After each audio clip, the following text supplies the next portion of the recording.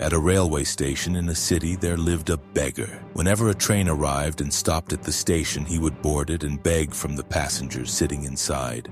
One day, while he was sitting at the station, he noticed a man approaching him, dressed in a suit and coat, looking wealthy just by his appearance.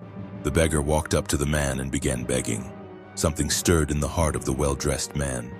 He asked the beggar, "Did you always ask for something? Have you ever given anything to anyone?" The beggar was surprised. He replied, "Sir, I am a beggar myself. I don't have anything to give. If I had something, would I still be begging?" The man said, "If you have nothing to give, then you have no right to ask either. I'm a businessman and I believe in give and take. If you have something to offer, only then will I be willing to give you something in return." After saying this, the man boarded the train and left. The beggar sat there thinking about what the man had said. His words struck a chord deep in the beggar's heart. He thought, "Maybe I don't receive much because I don't give anything in return." Then he thought again, "But I'm a beggar, I have nothing to give. What can I do?" Yet one thing he decided in his heart from now on: whoever gives him something, he would give them something in return too. But again, the same question arose. What can I give? I have nothing. Days passed. He kept thinking about what he could offer in return but found no answer. One day, while sitting at the station, he noticed some flowers growing nearby. He thought, why not give flowers in return for alms? He liked this idea. He quickly picked some flowers from around the station. Now, whenever someone gave him alms, he would hand them a flower in return. People were delighted and kept the flowers with them. The beggar began to notice that more people were now giving him alms than before. He also observed that as long as he had flowers, people kept giving him something. But when he ran out of flowers, people would stop.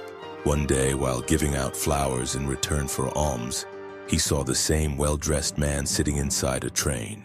He walked straight to the man and said, "Today you must give me alms, because today I also have something to offer you in return." The man smiled and gave him some money. The beggar gave him a flower. The businessman was impressed and said, "Wow, today you've become just like me, a businessman." He took the flower and left the train at his station.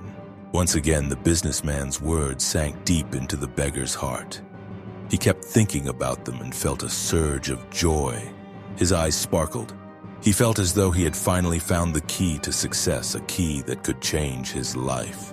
He got off the train, looked up at the sky, and shouted joyfully, "I'm not a beggar anymore, I'm a businessman.